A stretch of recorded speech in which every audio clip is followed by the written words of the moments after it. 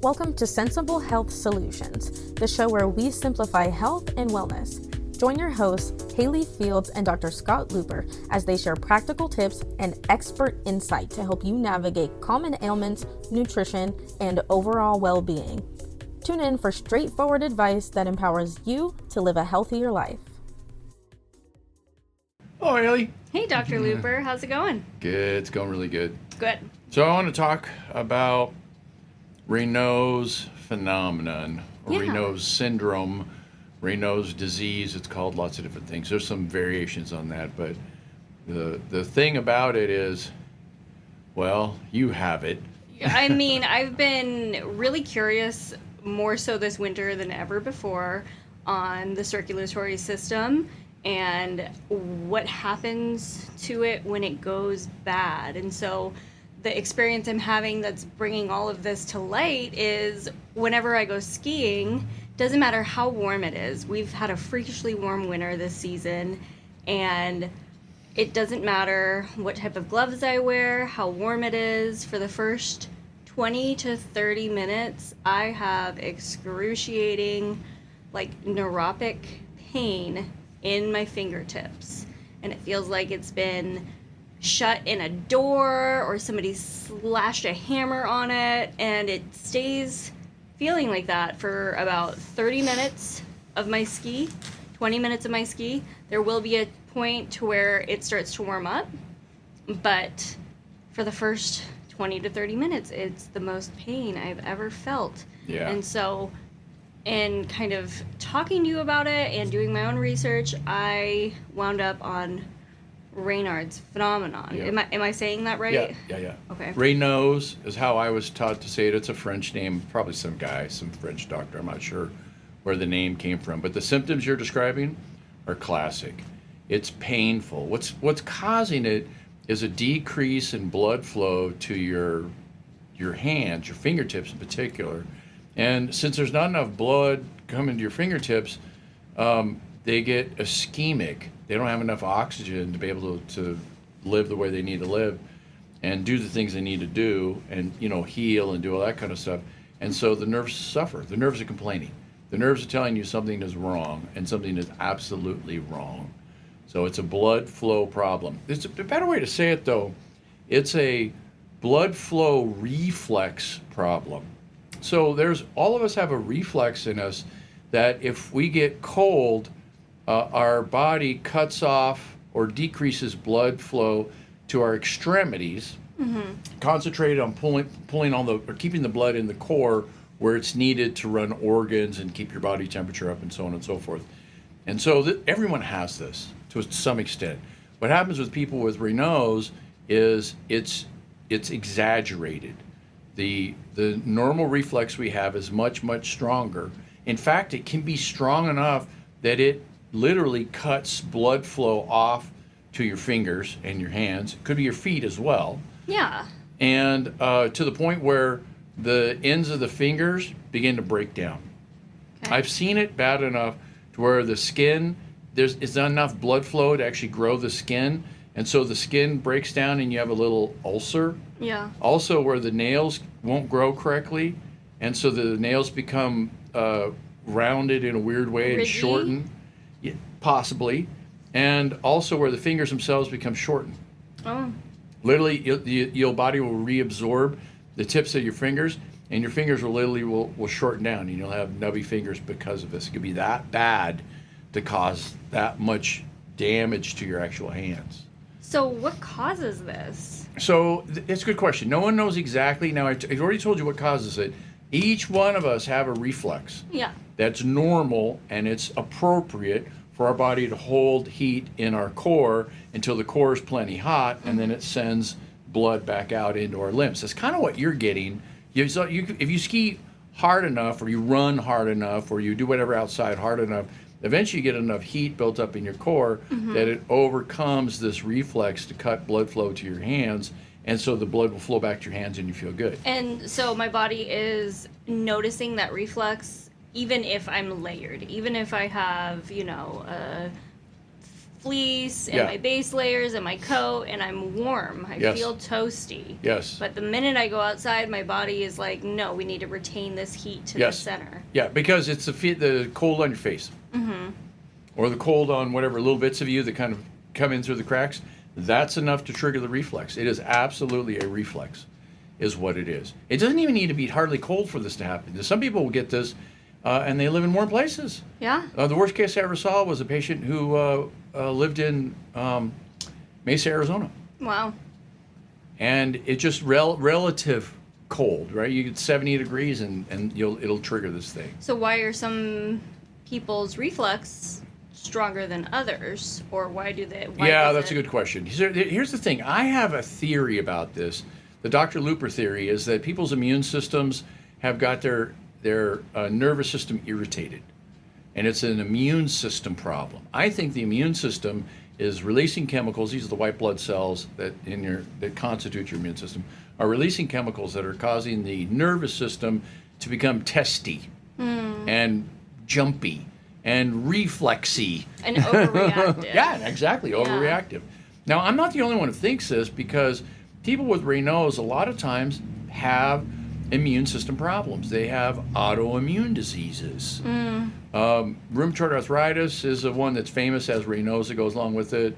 So does lupus. That's a classic autoimmune disease. What about for somebody healthy who does not have an autoimmune disorder? Just because you have Raynaud's doesn't mean you have an autoimmune disease. Okay. So let's be clear about that. Not everybody with Raynaud's, I know where you're thinking.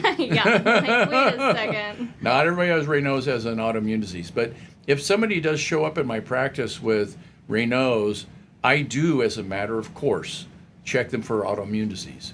I'll run labs. I'll run inflammatory labs, depending on what their symptoms are.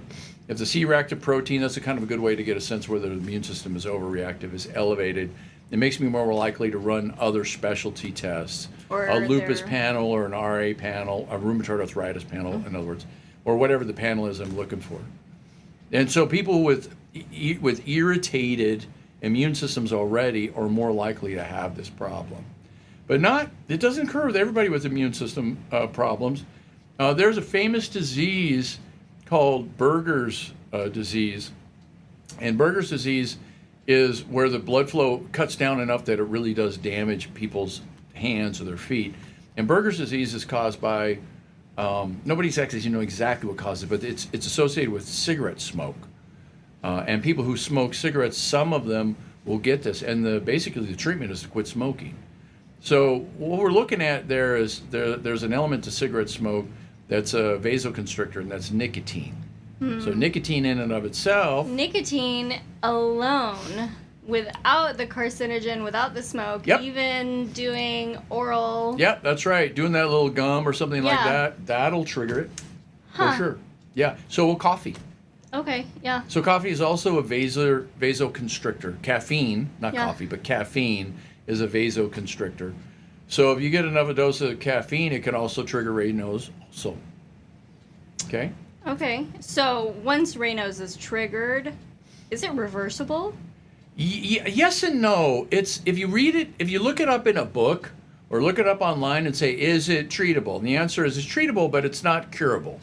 Which is, I don't know, are we splitting hairs here? Because nearly everyone who's ever had Raynaud's that come see me, they're all better. They're all functional. They don't have episodes as frequently? There's ways to treat people to retrain them to where they don't get this problem. Okay. Absolutely. I'm going to say that. Absolutely, because I would do it routinely. So we do this all the time. Now, let me talk slow on this one because I want to make sure it comes through clear. What you're going to need to do to treat Raynaud's is several things. You need to calm down someone's nervous system so that they don't have this itchy, this hair trigger reflex. So we just basically want to have people take things and do things that are naturally calming to the immune system. Okay. Next, we want to do things that are calming, not the nervous system. Next, we want to do things that are calming to the immune system. Because the immune system a lot of times is a source of whatever's irritating the nervous system. Okay. Okay? And then the final thing we want to do is we want to retrain the nervous system to dilate the blood vessels when you get to cold, not constrict blood vessels. This is, in fact, doable. I realize we all have this reflex that causes blood vessels to constrict when we get exposed to cold, but if you do enough practice, you can literally get your blood vessels to dilate when they get exposed to cold. I kind of want to start with that one. That one seems like miracle work. It's not. It's easy. So It's a super easy thing to do. Now, this is interesting because if you look in the book on Raynaud's, they tell you first thing, don't get exposed to cold. That's the number one treatment. that's what I saw online when I was looking up, the condition and treatments. It says, well, avoid cold temperatures. And here we are in Fairbanks, Alaska. I know. Where it's Good luck with that. quite difficult to do so. So, anyways, how you treat this is you get 2 buckets of water. You get one you put hot water in and one you put cold water in. And you put your hands in the hot water and take them out, and you put them in the cold water and take them out. And you go back and forth and back and forth and back and forth. And how long do you leave in each bucket? Yeah, good question. Not long, because you want the hot water to be pretty hot, around 130 degrees. Not enough to burn you, but definitely like, woohoo, that's hot, right? And you want the cold to be super cold, and this will absolutely cause a trigger reaction with people with Raynaud's, without a doubt. So they will feel They will that. get the reaction. But if you do it correctly, within a few minutes, you're going to train them out of that reaction, and their hands will actually end up warmer. Okay. So bear with me on how you do this thing. So you got a pot or a bucket that's too hot, 130. You stick it in, woo, that's hot. And then you put it in the cold water. Oh, this is too cold. This is like, ice water. Yeah. Water with hunks of ice in it. Comes back out, and now you stick it back in the hot water, but you could stay in the hot water a little bit longer because you were just in the cold water and your hands were cold. And now, whoa, we got to get out of that one because we're extra hot. And we get back in the cold. And each time you do it, you can stand it a little bit longer. And also, you're carrying a teeny bit of the hot into the cold. And the cold into the hot. And the cold so into the you're hot as you're going back and forth. Increasing So here's the temperature. hot and here's the cold. And as you go along, they tend to move in closer together as in temperature. And it gets easier to leave them in either side longer. Yep. Okay? Now, here's the reason why it works. When your hands go into the hot is a natural dilator, and so the hands, the blood vessels dilate. And you can tell this because when you bring them out, they're red. Red is blood. Yep. So the blood vessels dilated. Now you put them in the cold, and that's a natural constrictor. And so you pull them out, and they're white because they've just been constricted. Then you put them back in the hot, and they open up. And you put them in the cold, and they constrict. And you put them in the hot, and they open up. And they constrict, and they open up. This is analogous to fixing a rusty gate by going, You were literally going back and forth and working the reflex. Sure. You're opening and closing and opening and closing and opening and closing. Now, here's the trick. The trick is every time you've come out of the cold, you've moved it over to the hot. So you went from constricted to dilated. That is where it opens up. So the last thing you do is you put your hands in the cold water, and then you bring them out, and they dilate. By themselves. Yeah, because So the last round. You've done it 30 times in a row, and it just has a momentum on its own. So you want to end in the cold bucket. End in the cold bucket. Now that goes against common sense because you want to be warm when you're done. So you want to put it in the warm. No, wrong. You're thinking the wrong way. What you want to do is you want your body to open up of its own accord. Right. The trick is overcoming the reflex. Training you your stick body. it in the cold and it dilates. And there it is. You can do it. It works. It really does. It How absolutely long works. would you suggest somebody to do that type of treatment? About 5 minutes. Long term, like every day for like 2 weeks. Good question. So how much do you need to do it? You want to get it enough to work? I'd say every day for a week. That's Okay. usually all it takes. Once a day for a week. That's a goodly amount to do it. If you're a tough case and you really want to push it hard, twice a day for a week, maybe 2 weeks. Now that's really pushing it. If for some reason it hasn't turned, you're doing it twice a day for 2 weeks and you still get cold going out, something else is going on here. There's a complicated case. I can't even think of anybody that ever was that bad that happened on. Seriously, every single patient I've ever had do this always had to work. Okay. It's mechanical. Right. It's not tricky. Sure. Remember, open, close, open, close, Right. open, close. And then open. Okay. Okay. And they heat right up.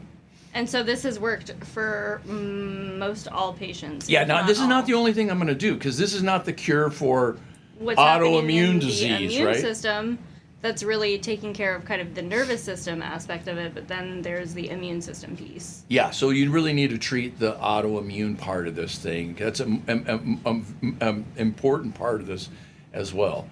And so we've done shows on this, and we're going to do shows on this, so we're going to say more about this later.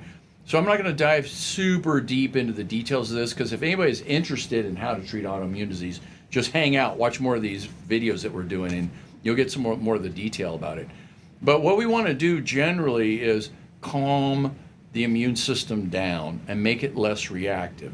And so what you're going to do is, the main thing is you're going to find the source of infection, typically, that keeps the immune system jacked up to begin with. And it could be, anywhere that it's hidden, any kind of hidden infection. You think of all the hidden places in your body. And there's so many nooks and crannies. Yeah, I mean, usually it's not, your ear. It could be. It could be, but it's almost never. You would have a symptom, though. What it mostly is, it turns out to be your digestive system. Right, your gut. Because that's where most people have hidden infections, is in their gut. Could be your sinuses. I've seen that before a fair number of times. Vaginitis has come up occasionally as an uncommon but possible place where you get an infection.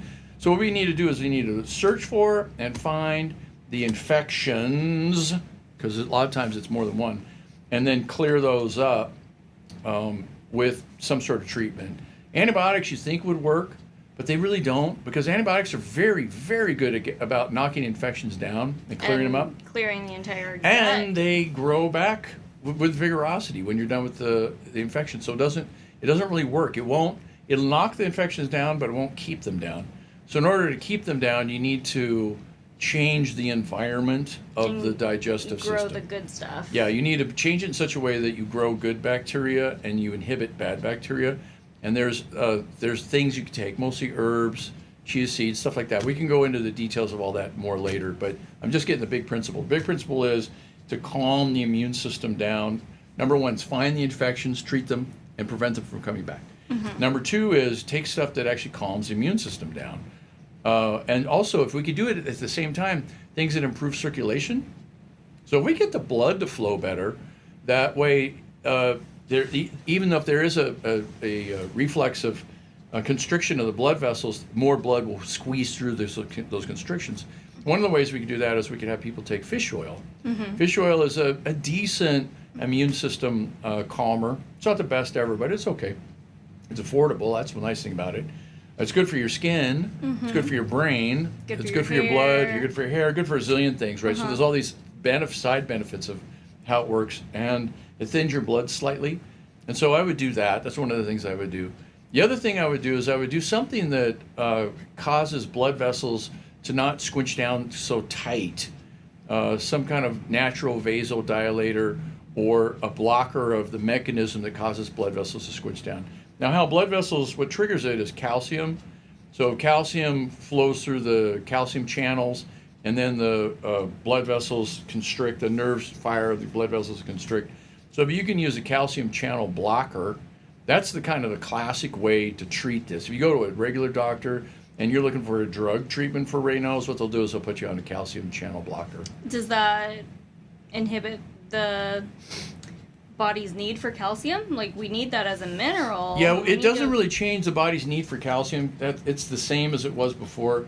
It just changes on a local level how the calcium flows through the calcium channels, and then that will prevent the blood vessels from constricting. Now, Kate, what you're really kind of getting at is, is there any side effect to this? Yeah. You bet there is. Yeah. Yeah, because the body needs to constrict blood vessels to manage your blood pressure. Uh-huh. So people on calcium channel blockers usually have low blood pressure. Oh. So if you have natural low blood pressure and you have Raynaud's, you're in a big hurt because the normal things don't work. Yeah, well, I do. There you go. Then you're in trouble because you can't take the normal stuff. Because the normal stuff that's going to inhibit vasoconstriction is also inhibiting squeezing blood from your feet to make it go to your head. Yeah. So you stand up and you get dizzy. That's one of the side effects of the medications. Would the herbs that you would suggest to patients have the same effect or similar effect? Maybe. That's actually a really good question. So the herbs aren't as strong. Right. And so then you think, well, they're not as strong. We should use the strong stuff. Yeah, except for the strong stuff's got all these side effects that goes with it. Can we use something less strong? Yes, we can. Okay. Something in the middle. And it's not just herbs. There's a number of things that we can do that'll decrease the intensity of this reflex. Just kind of dial it down. We don't want to shut it down. You know, it's there for a reason, right? We just want to dial it down. Yeah. So one of the things that's a natural calcium channel blocker is magnesium. Oh. Now, it will lower your blood pressure, but not as much as the medications that are calcium channel blockers. So it's kind of a weak calcium channel blocker, which might be exactly what we need. Mm-hmm. We don't want a strong one. We want a weak one. Mm-hmm. Now, if you want a strong one and you're willing to suffer the side effects, let me give you an example. Let's say you have high blood pressure and you have Raynaud's at the same time. Boy, that's a match made in heaven. Yeah. Because those people do really well on calcium channel blockers. We should put one on, have them take it, right? But not everybody does. So there's that. Some people are good for it. Some people aren't good for it. So magnesium is a natural calcium channel blocker. Actually, we skipped something. I was talking about things that calm the immune system down. There's a bunch more stuff. I mentioned fish oil. That's a weak one. Yeah. There's way more stuff than that. What about the herbs? Yeah, there's all kinds of stuff. In fact, I got a list here so I wouldn't forget anything. Okay, what we got is an arginine. Okay. Arginine is I'm sorry, I had to look at the whole list and kind of sort it. I don't know if we'll go everything on the list here. Let me pick arginine because it's a stronger one. Arginine is a vasodilator, and what it does is it helps with nitrous oxide production. Nitrous oxide is a natural vasodilator.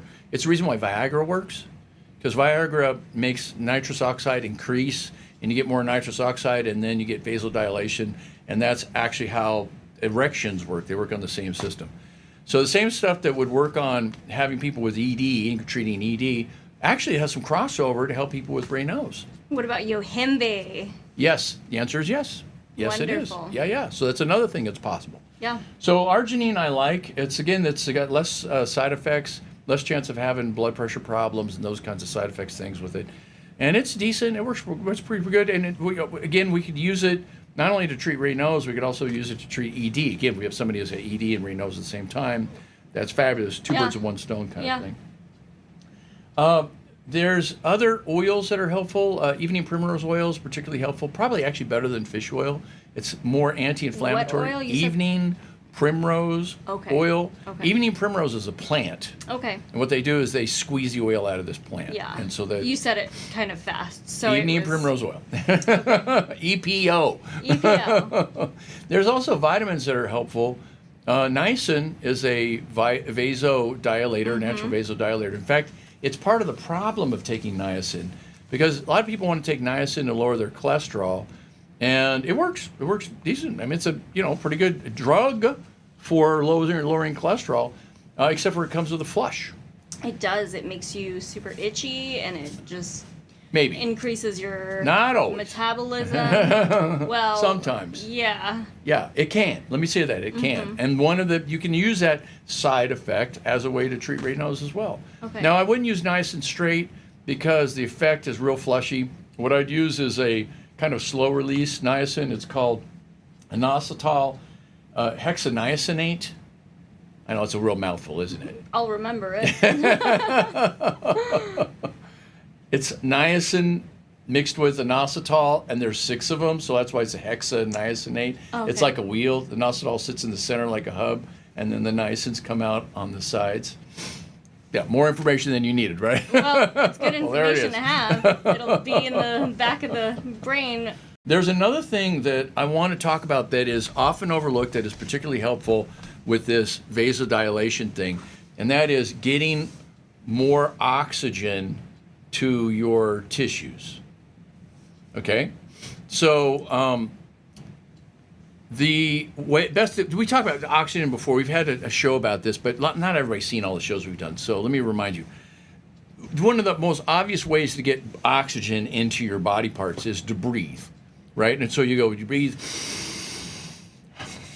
right? In, out, in, out, in, out. Okay, so then you're oxygenated. It's not going to really mess with the reflex very well. So what you want to do to get the reflex to actually open up even more is you want to increase your carbon dioxide levels.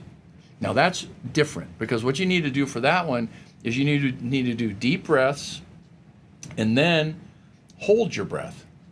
Now, this is made famous by Wim Hof. And if y'all are interested in Wim Hof, you can look him up online. He's got a class he teaches, and he's all written over the books. He's all over the place. Yeah, he's doing all kinds of point. interesting things. So he taught me how to do this breathing technique.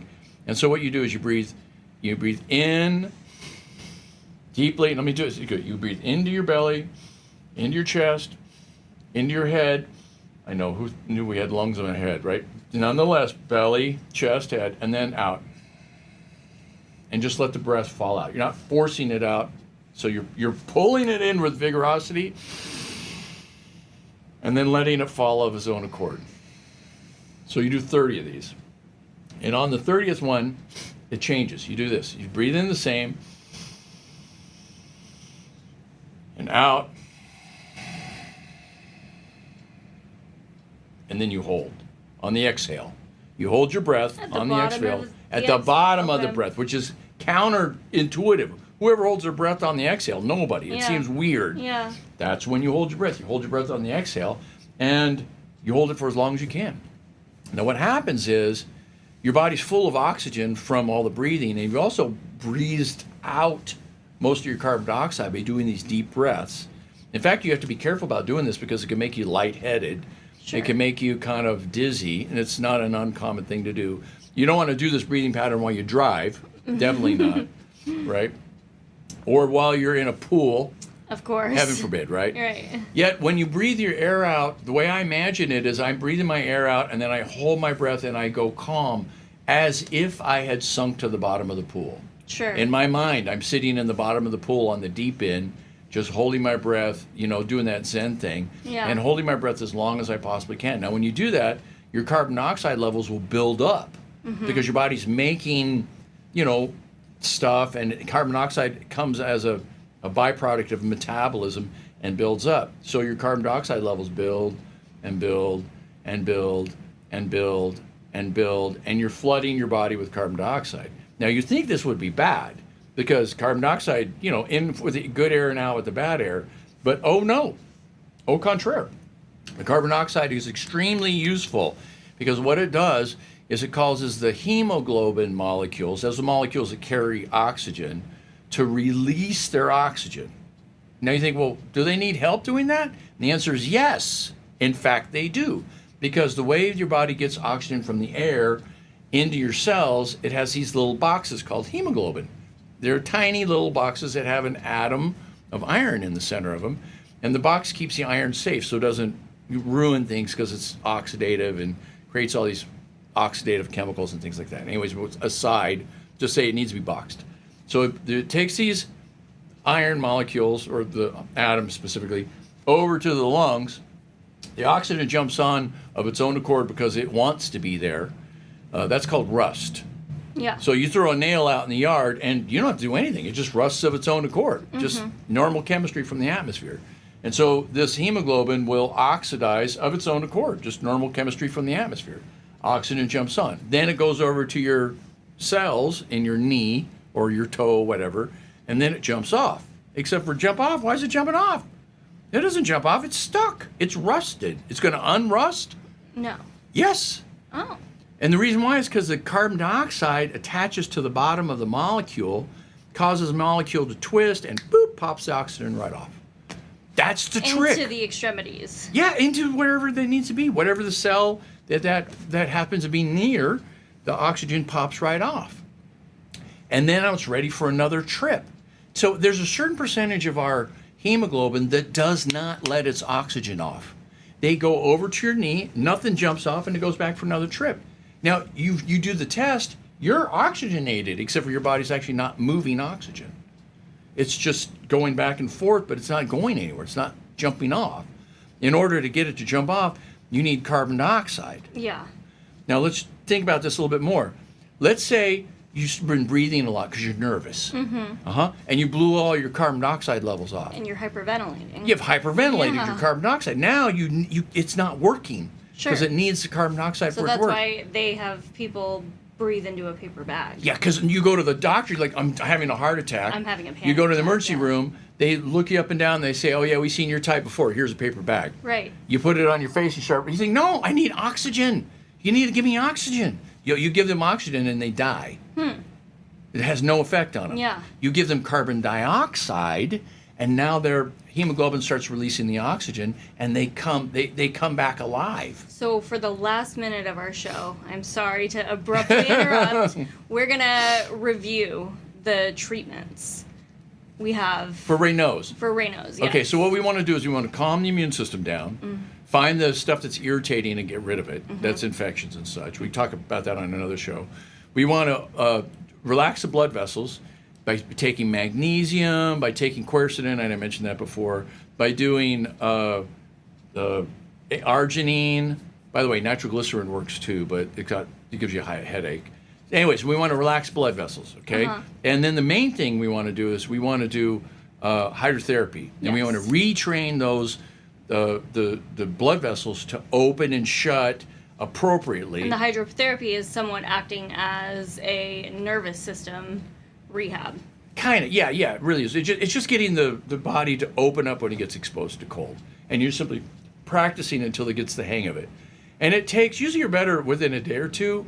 Then really you get the real hang of it by about a week into it. I've had patients that did the hydrotherapy for a week and they were done, one and done. They didn't need anymore.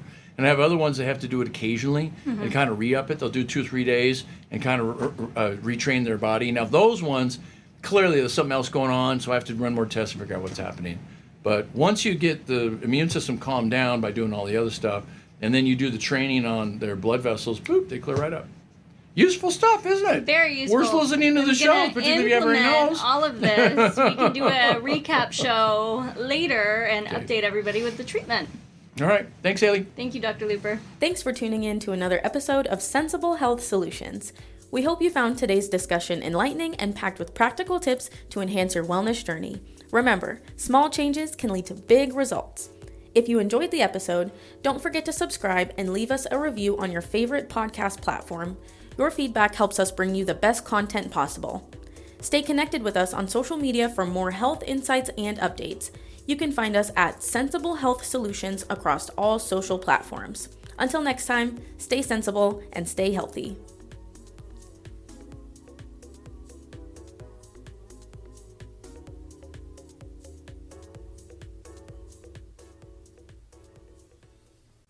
This content is for informational purposes only and is not a substitute for professional medical advice, diagnosis, or treatment. Seek medical advice from a healthcare professional for any medical conditions.